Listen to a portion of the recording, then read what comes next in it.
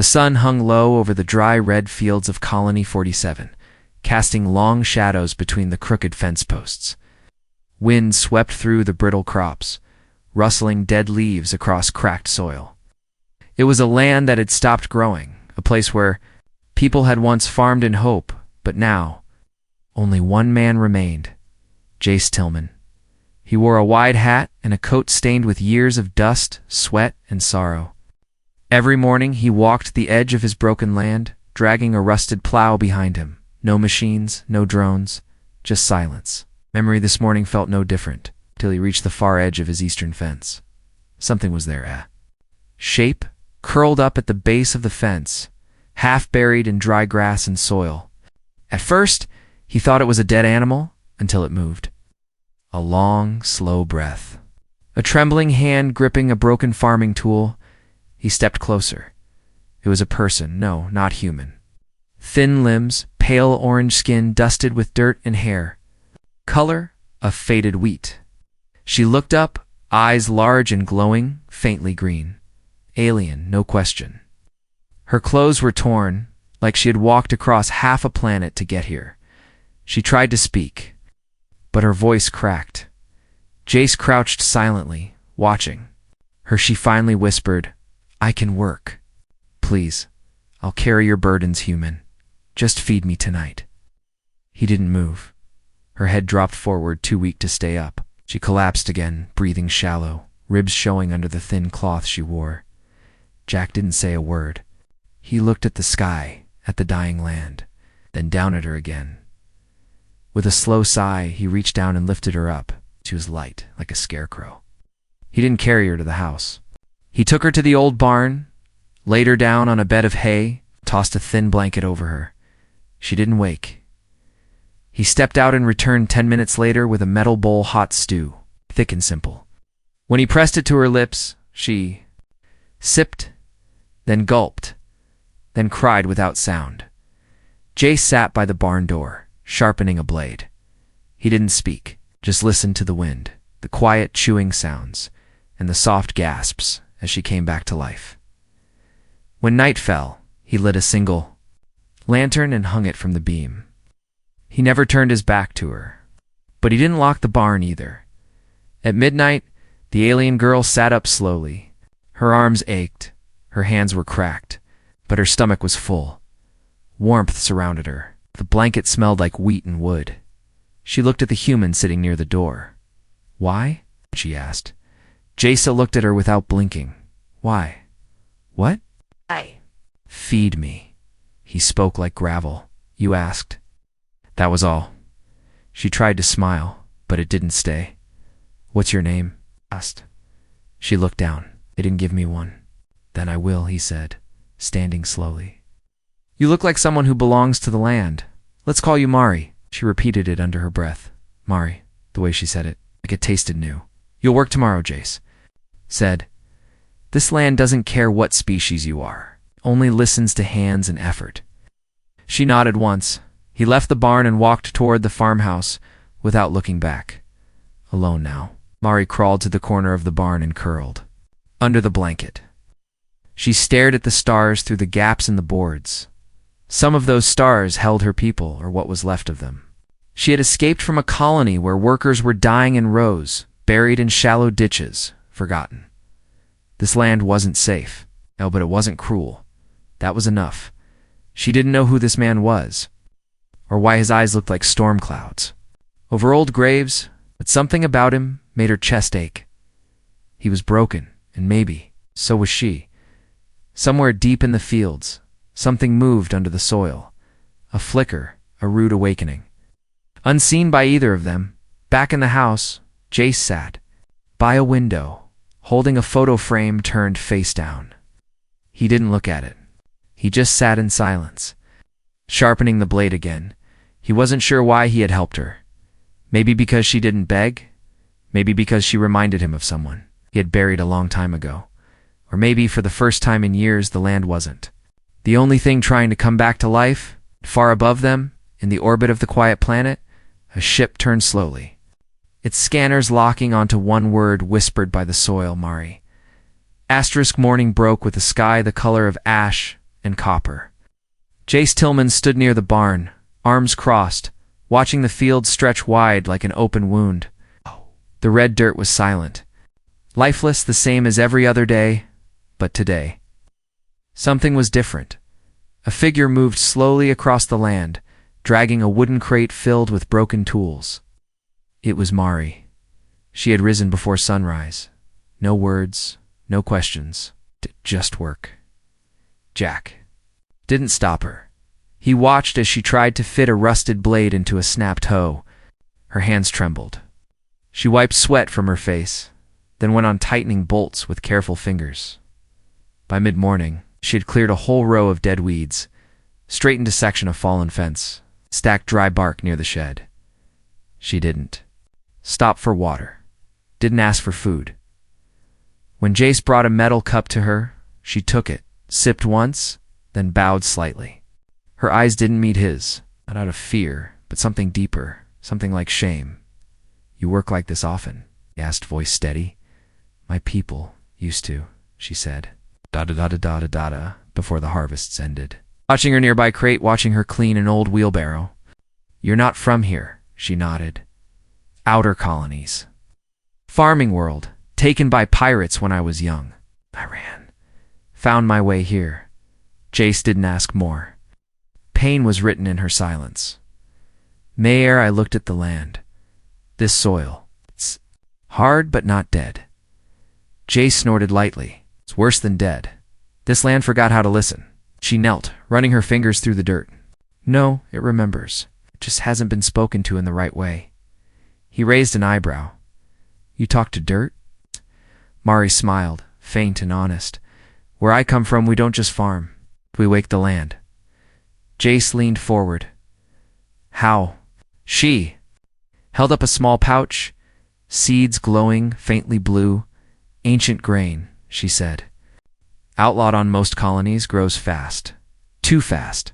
Authorities say it damages trade, but it feeds the hungry." He narrowed his eyes. "You planted this?" She nodded. "Just a few, near the fence." He stood quickly, boots crunching dry grass. "Show me." She led him to the far row, just before the tree line. Last night it had been empty, no dust and cracked earth. Now shoots had risen thin, blue-veined, already need-ash high. It had only been a few hours. Jace crouched, touched one. Warmth pulsed from the stem. Moisture that shouldn't be there glistened on the leaves. "This isn't natural," he said. "No," she replied. "It's desperate." He turned toward her. "You've done something dangerous." Mari lowered her gaze. "Only wanted to give back." "You fed me, I thought." Jace stepped away. He wasn't angry. Not fully. But something in him had snapped to attention. This wasn't just strange seed. This was old tech. Forbidden growth. He walked to his shed and activated a soil scanner. The device flickered, read the sample, then stopped. Reading error. He scanned again. "Same result, the land's changing," he muttered. "But it's not just the grain. It's responding to you." Mari didn't move. "I shouldn't have come," she whispered. "I didn't mean to bring trouble." He looked at her for a long moment, then said quietly, "Trouble was already here. You just woke it up." The wind shifted. A dry hiss passed. Through the field, rustling the strange new crop. From the sky above, a satellite blinked, long dormant, now active. It sent a single pulse back to orbit. Inside, a black outlined ship, floating in stealth mode. Screen lit up. Unapproved growth, detected designation. Type MCETA figure leaned forward in the cockpit. Eyes narrowing. "No one's planted this." "In 20 years, they whispered. "Someone just signed their own name into the soil." Back on the farm, Jace returned to the house without speaking. That night, Mari sat outside the barn, holding a seed between her fingers. It pulsed softly like a heartbeat. She thought about her mother, who used to tell stories of stars and roots, of people who whispered to planets and made deserts bloom. But her mother had vanished long ago. Taken by raiders who never cared for stories or seeds, Mare had run for years, from farm to station, always hiding what she was. but this land. It had listened, and that scared her more than anything. Inside the farmhouse, Jace stared at a map pinned to the wall, old trade routes, crop cycles, soil health charts. He circled one field in red ink, the one she had touched, the one that shouldn't be alive. Miles away, under the dirt where the first seed had cracked, something ancient stirred, not plant, not tech, something that remembered Mary's kind, and wasn't sure whether to welcome her or rise against her. Jace woke before sunrise, not from habit but from something deeper, a feeling that the air itself was holding its breath. He stepped outside and squinted, toward the eastern field, where the alien grain had been planted, green and blue stalks, now reached higher than his chest. Dew sparkled along their edges, though no rain had fallen. They swayed gently, but there was no wind. He walked closer, boots crunching against the soil. The plants turned as if leaning toward him. They weren't just growing, they were watching. Mari stood in the center of the rows, barefoot, hands pressed into the dirt. Her eyes were closed, her body still. She didn't look up when he stopped. Beside her, "This isn't farming," Jace said quietly. "This is something else." Mari opened her eyes slowly. "It's waking. This field remembers what it was." He crossed his arms. "You're not just a laborer, are you?" "No," she said. She stood and looked at him without fear now. "My people were called soil binders long ago, not before we were workers, before we were slaves. Our ancestors could coax life from dead worlds until we were taken and used to feed." The wars, Jace glanced at the stalks. "And now you've brought it back?" Mari looked toward the sun. "I didn't bring it. It was always here. It just needed someone to ask." Later that day, Jace pulled out a buried relay from under the tool shed.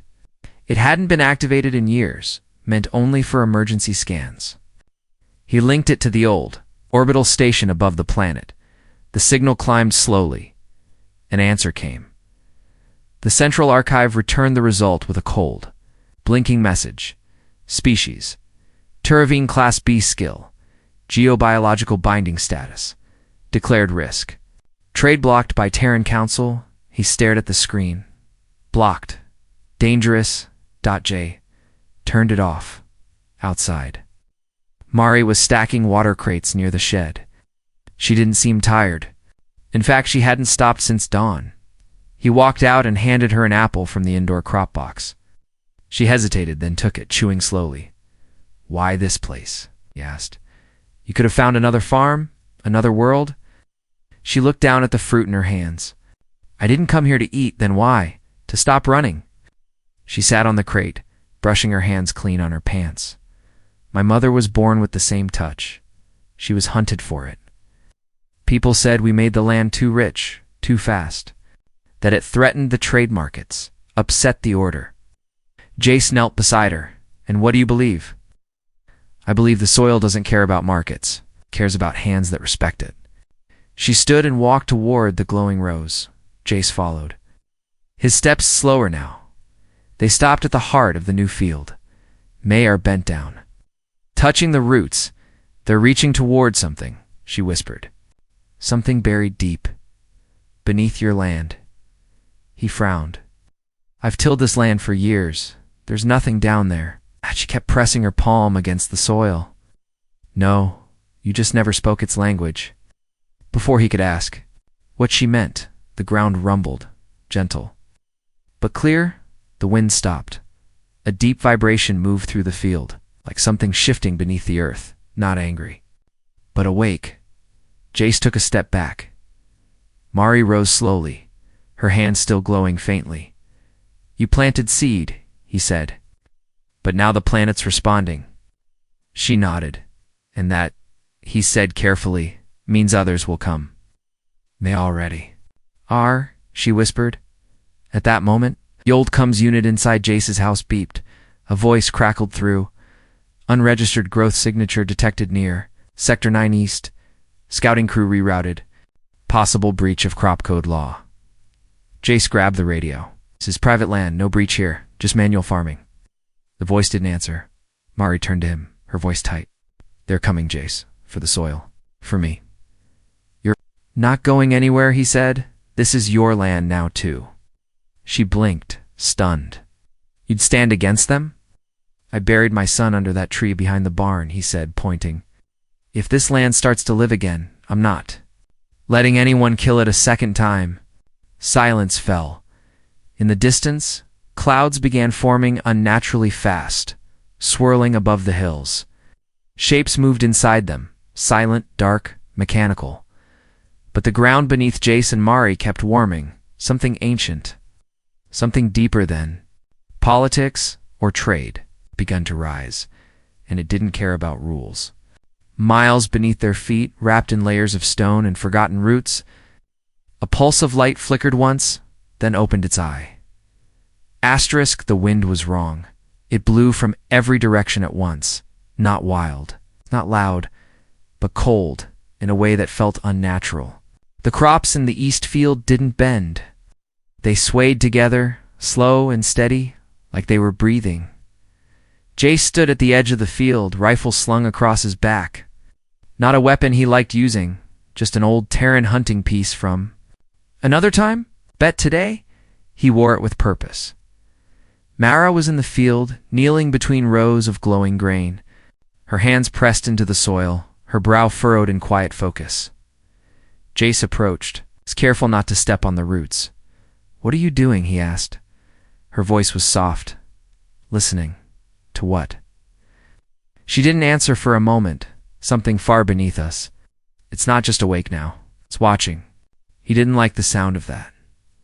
The scanner in his jacket buzzed. 6 heat signatures approaching. On foot, armed. No government tags. He swore under his breath. Scavenger gangs. The kind that followed strange signals, watched for illegal crops. Or kidnapped bio-rare beings to sell to labs that worked behind closed moons. Jace turned. The farm gate creaked open. 6 figures stepped through. Rough clothes, patched armor, blades on their hips, and slung rifles on their shoulders. One of them wore a breathing mask with tinted glass. Well, look what the soil spat out, the leader said, voice, casual but sharp. Heard rumors a rare girl was making crops grow like magic? Jace stepped forward, rifle unslung now. This land's private. Move on. The masked leader laughed. No law this far out, and no patrols either. All I see here is forbidden grain and a registered Terran fugitive. Jace's hand didn't shake, but it tightened on the trigger. Walk. Away, he said again. The leader tilted his head. She's worth more than you think, old man. The girl can bind earth. That kind of blood makes cities grow. Burn. I can't let that go. Mari stood slowly. She didn't hide. She didn't run. I won't go with you, she said calmly. This land called me, I answered. What? That's all. The leader's smile faded. Then I guess we'll dig your roots out by force. The scavengers stepped forward. Jack raised the rifle, then the wind stopped completely. Every stalk in the field straightened. The soil pulsed. A hum began to rise, low and slow, not from machines, but from the land itself. Mari turned, both hands now outstretched. You threatened the field, she whispered. The roots responded. Vines erupted from the ground, fast and violent, wrapping around the intruder's feet. The scavengers screamed, fired into the ground, but the bullets did nothing. The earth itself had come alive. Jace lowered his rifle, stunned. It wasn't just defense, it was memory. The field was remembering what it once was, a place protected by her kind. The leader tried to run. A vine caught his leg and dragged him into the dirt. His mask cracked open, revealing shocked reptilian eyes. You, he hissed at Mari. You're one of them. The lost cedars. You should all be dead. Mari walked closer. We are not dead. We are buried deep. And when we rise, we bring the harvest with us. She waved her hand. The vine stopped. Let them go. The scavengers ran without a word, broken and bleeding into the hills. Jace stood in silence. Mari turned to him. I didn't mean to show that, she said. I'm glad you did, he replied. They would have killed you. No, she said softly. They would have killed the land. I'm only part of it. Together, they walked the edge of the field. The stalks glowed brighter now, healthier, as if defending Mari had strengthened the entire crop. But the moment didn't last. The wind shifted again, this time warm. Artificial? A shadow passed overhead. Jace looked up. A drone, sleek, black, government-made. It hovered silently, taking images, scanning temperature, DNA growth. Speed. Mari's voice trembled. They'll send more, I know, Jace said. But they'll find more than they bargained for. They returned to the house. Inside, Jace opened a locked drawer and pulled out an old transmitter. He powered it up. You're calling the council? Mari asked. No, he said, eyes cold. I'm calling the ones who used to fight them, the ones who know what this kind of soil really means. She touched his arm. You believe in this now? She asked. He looked at the field through the window. It's glowing under the moonlight. I believe it's worth fighting for. Above them, in a hidden orbit station, a quiet figure leaned closer to a blinking console and whispered, The seed has bloomed. Prepare for containment. Night fell like a curtain. Not gentle, not quiet, thick and heavy. As if the sky itself was warning the ground to brace for what was coming. Jace stood at the edge of the porch, shotgun in hand, eyes narrowed at the field. The glowing stalks no longer danced, they stood still, tall and alert, as if listening. Inside the barn, Mari crouched near a shallow trench. She had her hand buried elbow deep in the soil. Her eyes were closed. Her lips didn't move, but her breath matched the rhythm of the earth beneath her. She had never connected this deep. Before Jayak knew it, and so did someone else. A noise shattered the silence, sharp, mechanical, close. He turned fast, a black drone spun down like a bird of prey, slamming into the ground beside the field. Then another, then more. They didn't scan this time, they fired. Explosions ripped the edge of the grain rows, sending fire and soil high into the air.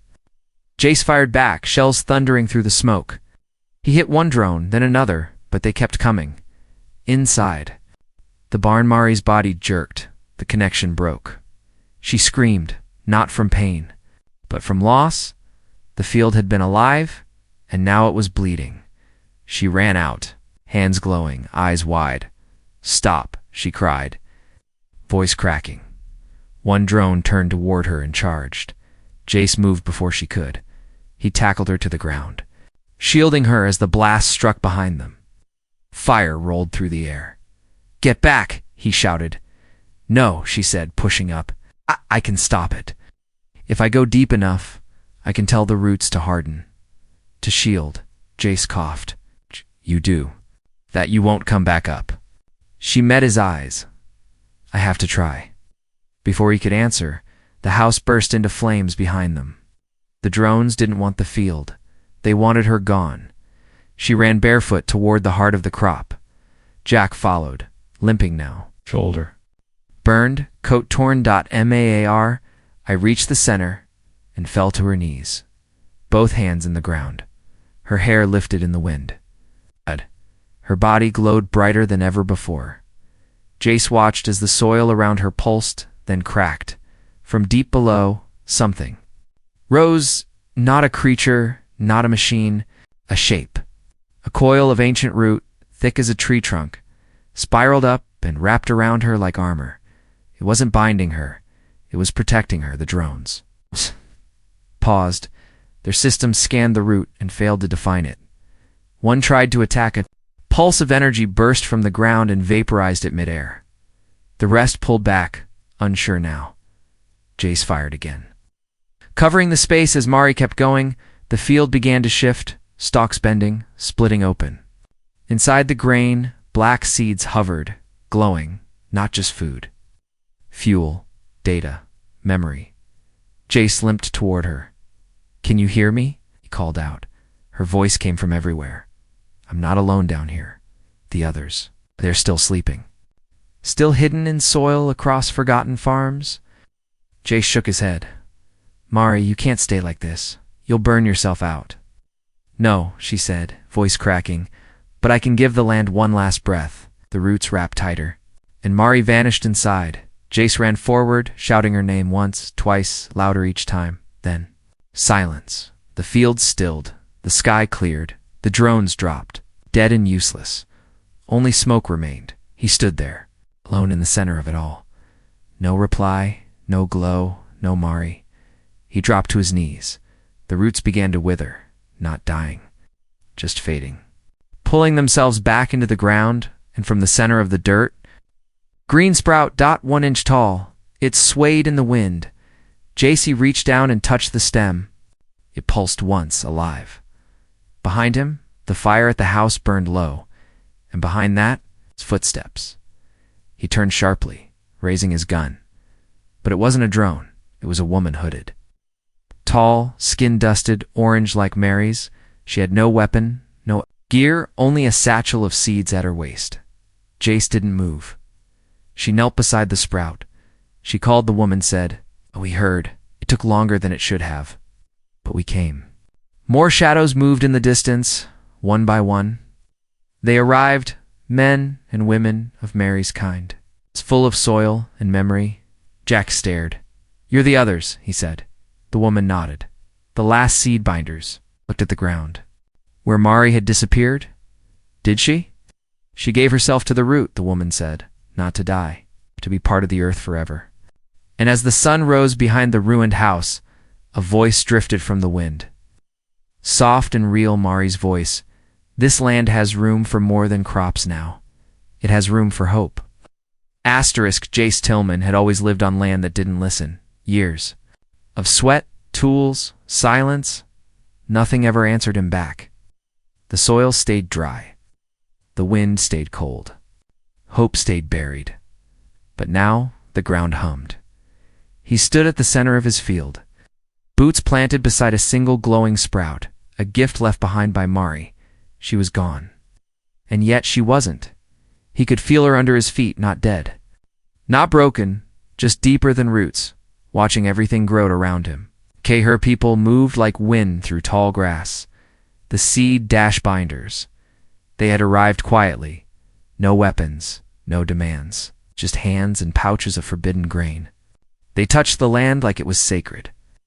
They walked barefoot across broken dirt, and every step they took, something bloomed. Jay didn't speak for the first hour.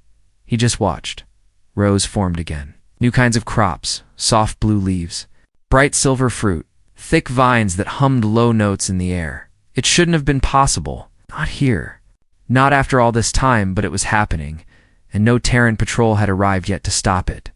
By midday, it was one of the seed binders. A tall man with long arms and a burned cheek approached. "Jace at the edge of the rebuilt barn? You're the one she chose," the man said. Jay looked up. "I didn't ask for that. You didn't need to." She saw what lived under your silence. Jace set down the repaired irrigation pipe. "I don't speak your language. I don't have your touch." "You have something better," the man said. "You stayed when the world told you to leave." He held out a single stone, smooth and dark. It pulsed in Jace's hand. "What is it?" Jace asked. "Memory," the man said. "It belonged to her mother. And now to you." Jace held the stone tight in his palm. Suddenly, voices filled his ears, soft, layered, distant. They were speaking through the root lines. Through memory embedded in the field, he could hear Mari. She was singing low, wordless, like a lullaby. Hummed two dirt tears pricked his eyes. He turned back to the house. The roof was gone. Most of the walls were blackened. But he didn't rebuild it the same way. He and the seed binders raised a new kind of shelter, wide. Open walls made of flexible roots that hardened like wood. A ceiling that filtered light during heat waves. Floors that breathed moisture into. The air? It wasn't a house. It was part of the field now, and he belonged to it by evening. A signal beacon pierced the quiet sky, Terran command. A voice came through, crisp and sharp. "This is Enforcement Patrol 7. Unregistered agricultural expansion detected. Landowner Jace Tillman is ordered to stand down and prepare for inspection." Jace didn't answer. The others stopped working. One of them touched the root line, eyes closed. "The patrol will land in 5 minutes," she said. "Standard scan team. They find the seed line, they'll burn the field. Jace stood tall and slow, walking to the edge of the crop. The same field he had plowed, alone for years, the same one that had never spoken back. Now he knelt beside it and whispered, "Hide her." The soil shifted, the roots pulled deep. The glowing sprout, Mari's sprout, vanished beneath the surface. Like a breath being held, the others followed his lead, stepping back, planting regular grain over the top. 5 minutes passed. The sky split open. The Terran patrol ship landed hard, kicking dust into the air. 3 officers in gray armor stepped out, scanning everything. "Farm looks normal," one said. "Readings show unusual energy, but nothing illegal," another replied. The third looked directly at Jace. "You've had no registered help for 5 seasons. Now suddenly your field blooms like an oasis. Explain." Jace didn't blink. "Good rain," he said. The officer narrowed his eyes. "And these people, drifters, workers, I feed them. They pull weeds." The officer stepped into the field. The ground didn't move. The stalks didn't glow. Everything had. It's gone quiet. Too quiet. The officer scanned anyway. No alerts. He gave a nod. "For now, you're clear." They left as fast as they came. The moment their ship vanished into the sky, the soil pulsed again. The sprout returned, not small anymore. It had grown in the dark. It's hidden, but stronger. Jace sat beside it. "I covered for you," he said. "But one day I won't be able to." A voice hers rose from the roots, faint and soft. "You won't need to. One day they'll see." Far above the planet, beyond Terran scanners, an ancient vessel drifted silently, and inside, a voice awakened with a whisper, "Another route line has activated, and the old world remembers." The season had turned, not in the way the calendars marked it, but in the way the land moved. Softer winds, warmer dirt, deeper color in the sky. Birds returned that hadn't sung in years. Even the insects buzzed with a strange kind of purpose. Jace. Tillman no longer walked the farm like a prisoner. He walked like a man who had come home. The old plow sat near the fence, rusted for good. In its place, vines pulled carts. Roots followed his voice. The field didn't need to be forced anymore. It moved with him. It listened, waited, and it wasn't just him now. The seed binders had built homes not with wood, but with living walls that shifted with the sun. Children of many species now ran, barefoot through glowing grain, their laughter lifting higher than the trees. It was a village, a sanctuary, a promise that things could grow where even memory had dried up. Mari's sprout had become a tree. It stood in the center of the land, thick and wide, bark veined with silver and gold. Its branches hummed quietly, like it was still singing her lullaby to the roots below. Jace visited the tree every morning. He didn't speak much when he stood. Before it, he didn't need to. She answered anyway.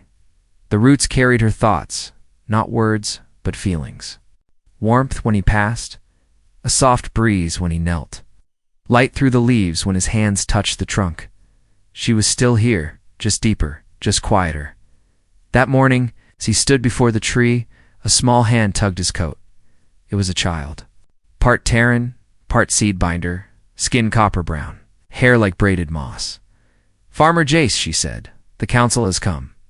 He raised an eyebrow. "What council?" She pointed to the horizon. Jace looked up. 3 sleek ships descended slowly from the clouds, not warships, not patrols, but high-guild vessels from the inner colonies.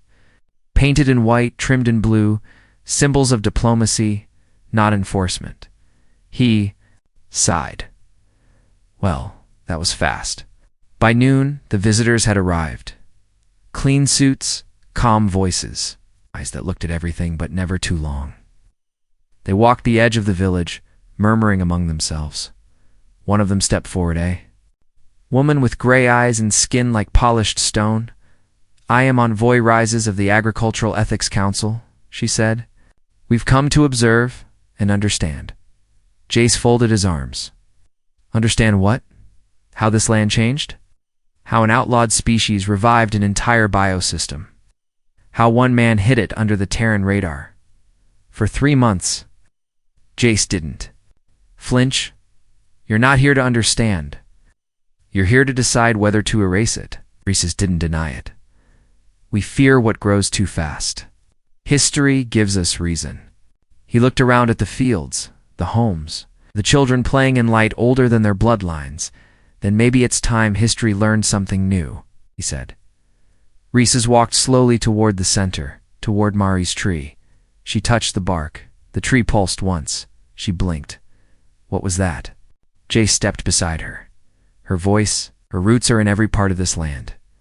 You're not speaking to a field. You're standing inside a memory. The envoy didn't speak for a long time. Then she turned to her aides and said, no ships. Fire here. No samples removed. No data extracted. The aides hesitated. But the council will learn patience, she said. She faced Jace again. This place. It doesn't want to conquer. It wants to feed. And for the first time, I'm wondering if we were the ones starving all along. He nodded once. That night, the whole village gathered under the great tree. The harvest had begun. Not just food, though the grain was thick, the fruit heavy, the vines bursting with new life. It was something more, a harvest of meaning, of healing. Jace stood beside the roots, passing out tools, handing out bread, smiling without effort. For years, he had lived like a man buried alive.